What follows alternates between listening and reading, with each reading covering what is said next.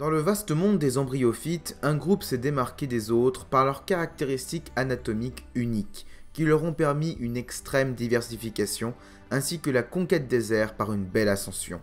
Absolument tous les arbres actuels appartiennent à ce groupe, ce sont les spermaphytes.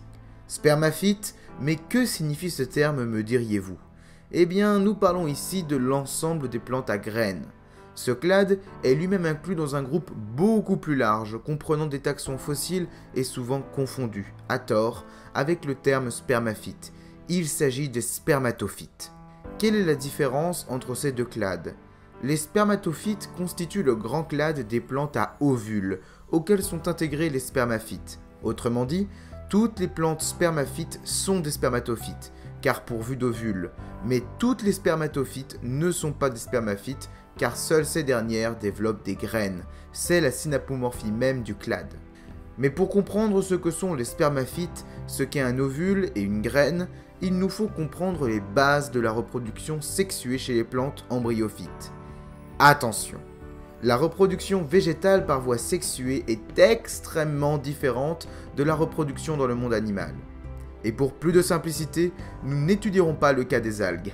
Et heureusement, car je vous assure, c'est vraiment le bordel. Juste avant de commencer, définissons deux termes qui seront fondamentaux pour la suite. Haploïde et diploïde. Le terme diploïde renvoie à un doublement du nombre de chromosomes semblables dans une cellule. Les chromosomes semblables sont alors arrangés par paires. C'est le cas du caryotype humain par exemple. Avec 2n égale 46 chromosomes, on aura 2 chromosomes par paire. Chez l'organisme haploïde, les cellules ont 2 fois moins de chromosomes. Elles sont dédoublées, par exemple suite à la méiose, où on passe de 2n égale 46 à n égale 23. Un organisme haploïde aura un métabolisme plus lent et sera potentiellement plus sensible aux mutations et donc au cancer notamment. Bon, maintenant que ce petit rappel est terminé, nous pouvons passer à la suite. Chez nous, les animaux ou métazoaires, la reproduction sexuée est assez connue, et heureusement d'ailleurs. Notre organisme, arrivé à maturité sexuelle, produit des gamètes, évidemment haploïdes et unicellulaires, alors que l'organisme qui les produit, lui, est diploïde et pluricellulaire. Ce changement du degré de ploïdie est dû au processus de méiose, qui permet le passage de la diploïdie à la ploïdie. Notez qu'ici, la méiose produit les gamètes. Les gamètes sont des cellules capables de fusionner.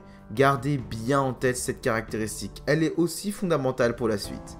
Il existe un gamète mâle, le spermatozoïde, et un gamète femelle, l'ovule, qui est morphologiquement extrêmement différent.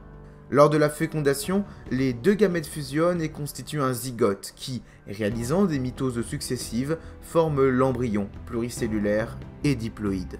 Enfin, vous connaissez la suite, l'embryon devient fœtus, la naissance a lieu avec un nouvel individu qui sera un jour lui-même capable de se reproduire. Bon, ça vous le saviez normalement déjà, mais qu'en est-il des embryophytes?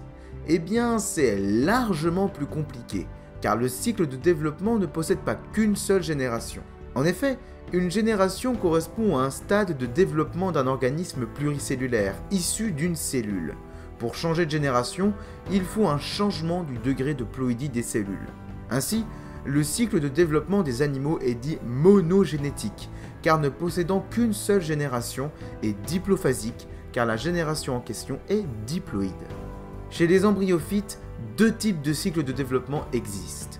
Le cycle digénétique haplodiplophasique à dominance haplophasique, que l'on retrouve uniquement chez les bryophytes latto-sensu.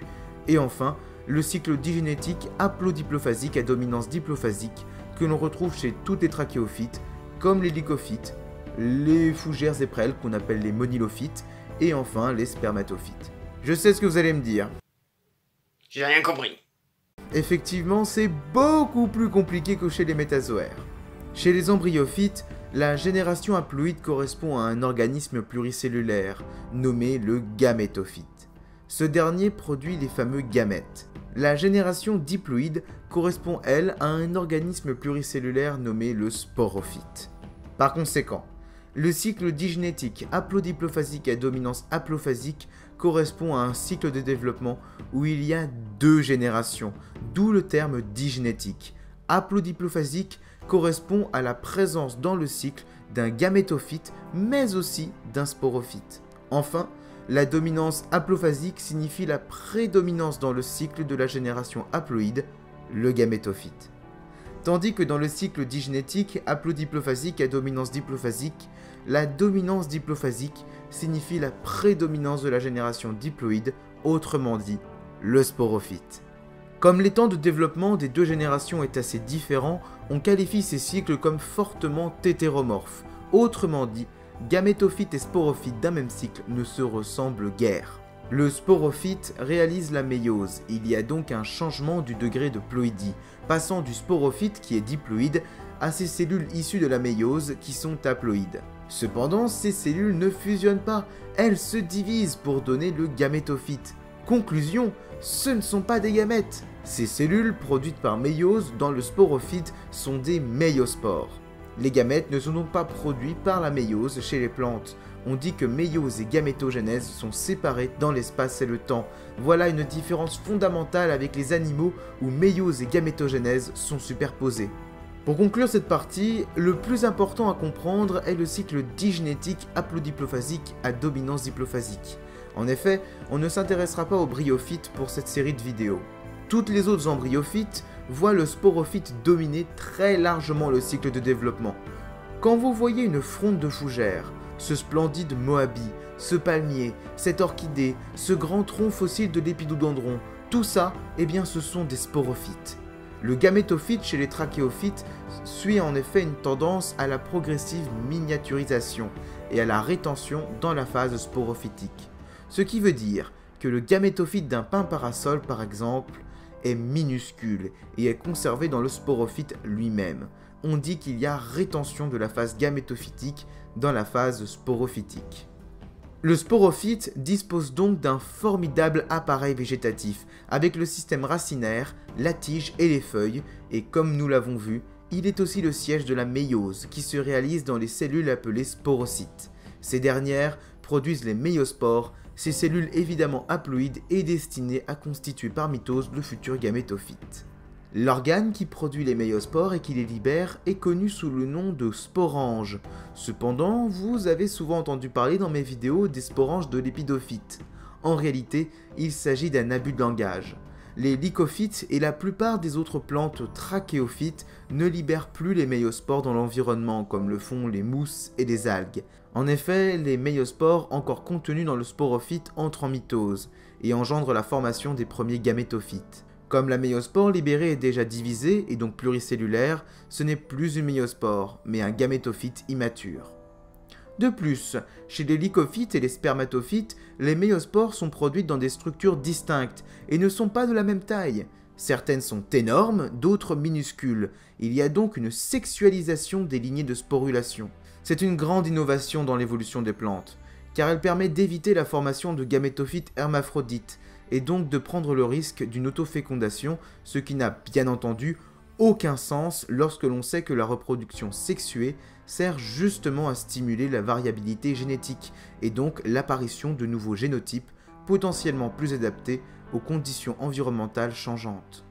Les énormes méiospores donnent ainsi des gamétophytes femelles et sont appelés des macrospores ou mégaspores, c'est un synonyme, et ces dernières sont produites et libérées par des macrosporanges. Les petites et nombreuses méiospores donnent les gamétophytes mâles et sont appelées les microspores. Elles sont produites et libérées par des structures appelées microsporanges.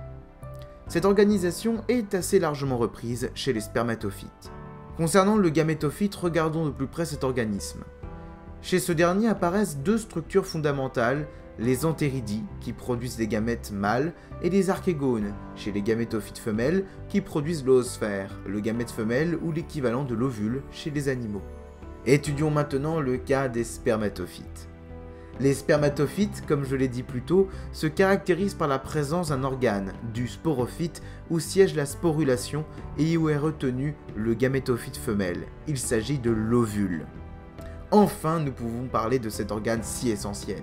L'ovule occupe une place centrale dans la phylogénie des spermatophytes, car non seulement il définit le groupe, mais en plus, il est aussi à l'origine de la graine. Les ovules sont très diverses aujourd'hui. On les retrouve chez les deux grands groupes de spermatophytes actuels, les acrogymnospermes avec les pinophytes ou encore les cicadales, ainsi que les angiospermes. Cet organe est constitué du funicule, de la calase et d'un micropyle, et leur orientation traduit un type caractéristique d'ovule. L'ovule orthotrope, par exemple, avec un bel alignement du funicule, de la calase et du micropyle, est courant chez les pinophytes. Les ovules campylotropes ainsi qu'anatropes, l'ovule le plus dérivé, sont eux très largement représentés chez les angiospermes. Plus précisément, l'ovule, cet organe si unique du sporophyte, présente tout d'abord un ancien macrosporange que l'on appelle le nucelle, et qui est entouré d'un tégument chez les gymnospermes et de 2 couches tégumentaires chez les plantes à fleurs. Le nucelle est le siège de la méiose, où se forme une archéspore qui se divise pour donner 4 méiospores, dont 3 dégénèrent. L'unique méiospore restante se divise pour donner le gamétophyte femelle. Chez les acrogymnospermes, le gamétophyte se nomme l'endosperme, et il est tout d'abord cénocytique, c'est-à-dire qu'il se forme de nombreux noyaux de cellules, mais il n'y a pas encore de réelle cellularisation. Les membranes ne sont donc pas formées. Pour se développer, l'endosperme doit puiser de l'énergie. Cette énergie se trouve dans le nucelle, qui devient une réserve nutritive pour le gamétophyte. Une fois l'endosperme mature, il y a formation d'archégones qui vont chacun produire une oosphère. L'ovule est cependant à l'air libre, il est nu, d'où le nom gymnosperme, gymnos signifiant nu et sperme signifiant graine. Ainsi, comment expliquer la protection de l'ovule ? Eh bien, les pinophytes par exemple ont développé des strobiles ou cônes. C'est en réalité un ensemble de feuilles ultra spécialisées et lignifiées, qu'on appelle des macrosporophiles. Ces dernières sont axillées par une feuille, la bractée, et portent ici les précieux ovules. Les macrosporophiles s'emboîtent ensuite les unes dans les autres pour former une structure compacte et résistante qui protège à merveille les ovules, à savoir le strobile. Vous ne verrez donc plus jamais la pomme de pin de la même manière. Pour engager la fécondation de l'oosphère, il faut cependant que le gamétophyte mâle, que l'on appelle le pollen, franchisse une grande distance dans un milieu hostile qui est l'atmosphère. Le pollen est produit dans une petite structure du sporophyte, que l'on appelle le sac pollinique, porté sur des feuilles très spécialisées, les microsporophiles. C'est un peu l'équivalent du microsporange. Les microspores sont produites en très grand nombre et elles effectuent des divisions pour donner un gamétophyte mâle très miniaturisé, le pollen. Désolé de vous décevoir, mais le pollen n'est absolument pas un gamète, mais un gamétophyte, un organisme pluricellulaire, certes extrêmement miniaturisé, mais qui produit les gamètes. Ce dernier est entouré de 2 couches protectrices, l'exine et l'intine. L'exine assure l'essentiel de la protection du pollen.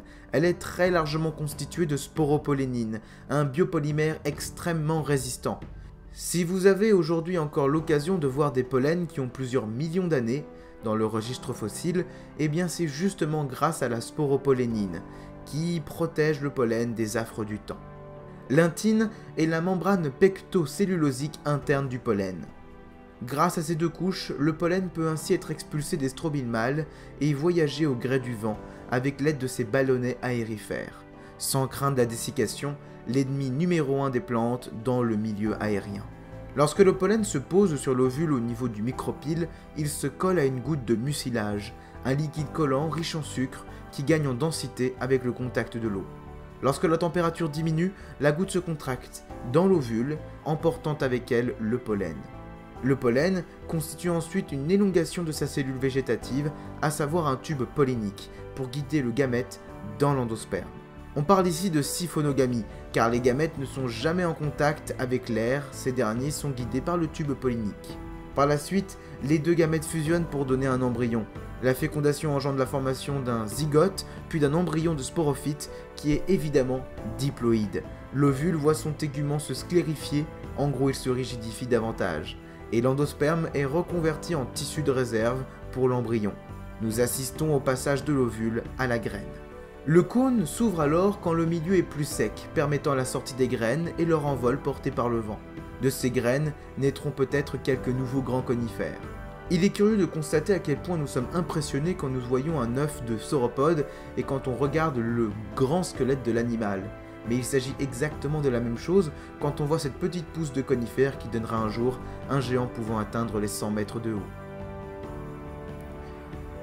Chez les angiospermes, l'ovule est minuscule. Cette miniaturisation est due à la réduction drastique de la taille du gamétophyte femelle, le sac embryonnaire. Cela permet cependant au cycle de développement de se boucler bien plus vite, c'est donc plus efficace. L'ovule des angiospermes est constitué de 2 couches tégumentaires, et il est protégé dans l'ovaire par une nouvelle structure, la fleur.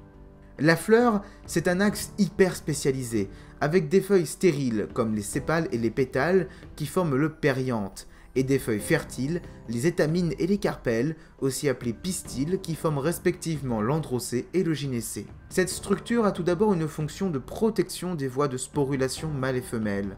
En plus de cela, elle participe à la dissémination et à la collecte du pollen. La fleur est donc la base de la formidable coévolution entre les animaux et les angiospermes. Protégés dans le gynécée, les ovules protègent eux-mêmes le minuscule sac embryonnaire, seulement constitué de 7 cellules en moyenne, à savoir 2 cellules synergides ainsi qu'une cellule reproductrice au niveau du micropyle et 3 cellules antipodes à l'opposé du gamétophyte. Au centre se trouve la cellule centrale binucléée. Le nucelle de l'ovule est très réduit en comparaison avec celui des pinophytes, et il est dégradé progressivement. Le pollen, lui, est produit dans les sacs polliniques des anthères. Il est expulsé par le biais de la pollinisation, et atteint ainsi le stigmate de la fleur, où il se colle à une goutte de mucilage. Là, se développe un tube pollinique qui entraîne les 2 gamètes ainsi que le noyau de la cellule végétative dans le style de la fleur. Une fois le tube pollinique arrivé dans le gamétophyte femelle, l'un des 2 gamètes mâles fusionne avec l'oosphère pour donner l'embryon, tandis que l'autre fusionne avec les 2 autres noyaux de la cellule centrale pour donner un tissu triploïde, l'albumène. Il y a donc une double fécondation, on parle de siphonogamie complexe. Et voilà, l'ovule voit ensuite ses téguments se sclérifier, l'albumène, à savoir le tissu de réserve, entoure l'embryon, il s'agit là d'une graine. L'ovaire se transforme ensuite pour donner le péricarpe, autrement dit, on assiste là à la formation du fruit. La graine est ensuite disséminée et donnera potentiellement un nouveau grand sporophyte d'angiosperme. Les ovules sont l'apanage des spermatophytes, mais pas la graine. Vous avez peut-être reconnu la tendance évolutive chez les plantes à la réduction de la taille des ovules. Un ovule massif à l'image de ceux des ginkgos est donc un caractère archaïque ou basal. Passons maintenant à la partie paléobotanique de la vidéo. Les ovules sont apparus suite à une succession de mutations du macrosporange, des plus anciens lignophytes. On les appelle les progymnospermes.